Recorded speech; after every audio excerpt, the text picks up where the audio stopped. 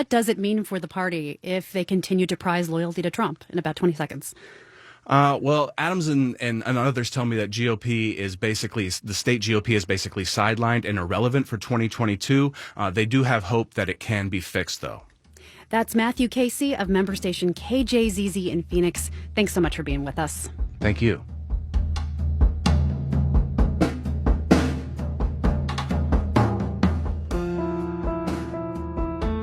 This is Morning Edition from NPR News. I'm Sarah McCammon. And I'm Rachel Martin. And I'm David First. The Marketplace Morning Report is coming up next here on WNYC. And then in 10 minutes at 9 o'clock, it's the BBC News Hour on 93.9 FM. Let's check in with London to see what they're working on. Good morning, BBC.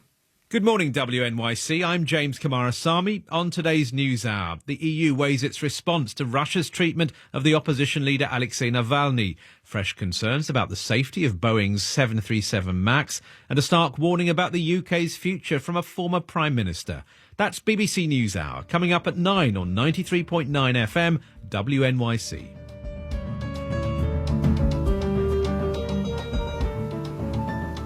Cold this morning, just 23 degrees in Central Park. We're going up to a high near 40 today with mostly sunny skies. Tonight, there is a slight chance we'll see some snow starting overnight. We'll have a low right around 32 degrees. And then tomorrow, looks like we're expecting snow in the morning, but it's supposed to mix with sleet and rain later in the day as we head up to a high around 35 degrees in the afternoon. Snow and rain lingering tomorrow night as well. This is WNYC. Support for WNYC comes from Amazon Studios, presenting Borat's subsequent movie film. Sacha Baron Cohen's satire on Trump's America follows Borat as he's sent to America to deliver a gift to then Vice President Mike Pence, also starring Maria Bakalova, awards eligible. On the next All of It, comedian and talk show host Amber Ruffin stops by to talk about her book, You'll Never Believe What Happened to Lacey. Crazy stories about racism, co-authored with her sister, Lacey Lamar, and we'll take your calls. Plus, the best international series to binge watch now, from the French comedy Call My Agent to the South Korean teen drama Boys Over Flowers. I'm Allison Stewart. Join me for All of It, weekdays at noon on WNYC.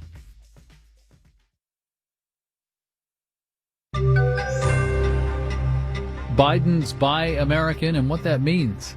Marketplace Morning Report is supported by Noom, providing an online evaluation and the tools to help people lead healthier lives through behavior change. More information at Noom, Noom.com. And by Fidelity Wealth Management, providing perspective on a client's entire financial picture.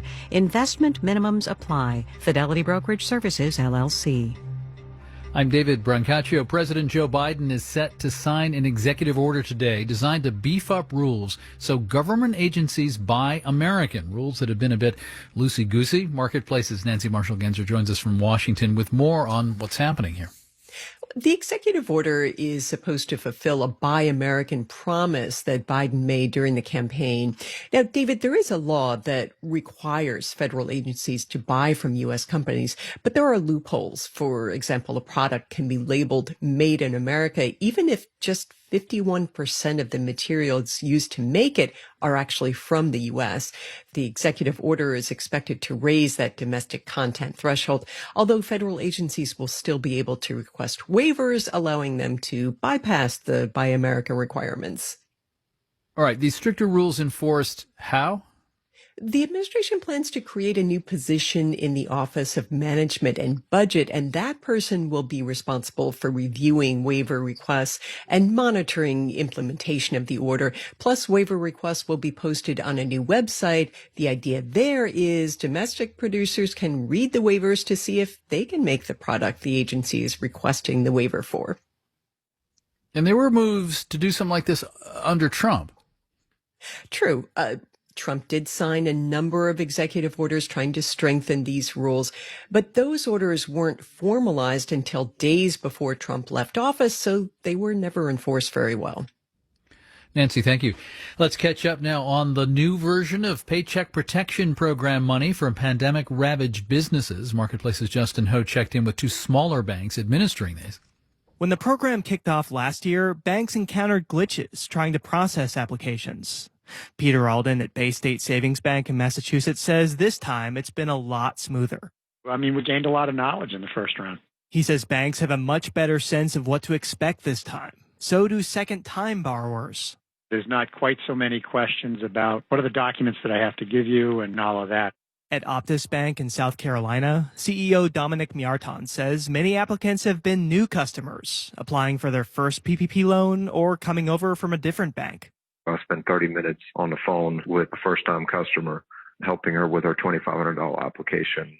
Miarton says so far, the average loan size is about half of what it was during the initial program. That's because first-time applicants are seeking smaller loans. Generally, most of these are fairly small businesses with 3 to 5 employees. He says that's a sign the program's working the way it's supposed to. I'm Justin Ho for Marketplace. Checking mixed markets, the Dow future down 0.6%, S&P future down just slightly 2 points. The Nasdaq future is up 0.9%. The 10-year interest rate down slightly, 1.07%. Marketplace Morning Report is supported by Omidyar Network, a social change venture that is reimagining how capitalism should work. Learn more about their efforts to recenter our economy around individuals, community, and societal well-being at omidyar.com. And by Parametric, a new year brings new opportunity for advisors to offer passive investors tax efficiencies that ETFs can't. More at customtothecore.com. And by C3.ai. C3.ai software enables organizations to use artificial intelligence at enterprise scale, solving previously unsolvable business problems. Learn more at C3.ai. President Biden has extended a pandemic ban on evictions and foreclosures. He's also pushing for more aid to help struggling renters and homeowners pay their bills. Still, this new administration, like the one before and the one before and the one before that, still faces a long-term affordability crisis, Marketplace's Amy Scott reports. The pandemic has taken a bad situation and only made it worse. We have a huge shortage of housing for pretty much every income level except the very highest. David Dworkin is CEO of the National Housing Conference, which advocates for affordable housing. He says a lot of home builders went out of business in the last recession. Those who survived focused on higher-end housing, where they could make more money. And now, historically low interest rates are fueling demand for what has become a record-low supply of available homes.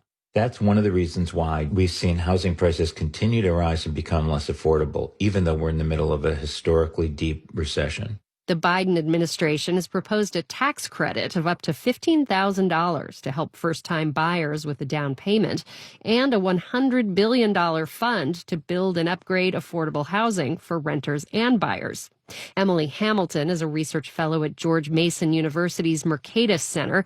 She points out the biggest barrier to building more housing is local restrictions, so the federal government relies on incentives.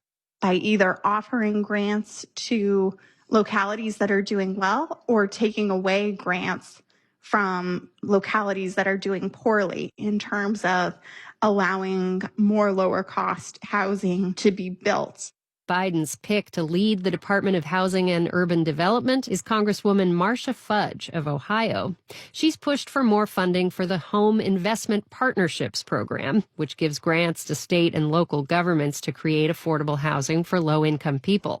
It's one of the biggest programs that HUD is responsible for. Cottrell Lewis is Director of Advocacy for Habitat for Humanity, New York City. This is now the time, if COVID showed us anything, that housing is essential, and we really need to have a bold agenda for housing equality. That comes with a bold price tag. The housing plan Biden campaigned on would cost $640 billion over 10 years. I'm Amy Scott for Marketplace. And you've been seeing variations of Vermont Senator Bernie Sanders at the inauguration, dressed down in the mittens and snowboarder coat, looking like he's waiting for someone outside the fitting room at TJ Maxx. My favorite so far is a Photoshop of aging Sulu and Chekhov at their positions on the bridge of the Starship Enterprise, with inauguration Sanders glowering from the captain's command chair. Star Trek The Final Generation, it says. Sanders is actually into the meme and is authorizing its use now on sweatshirts, etc., to raise money to help feed low-income seniors in Vermont. He projects it'll make millions. I'm David Brancaccio. This is the Marketplace Morning Report.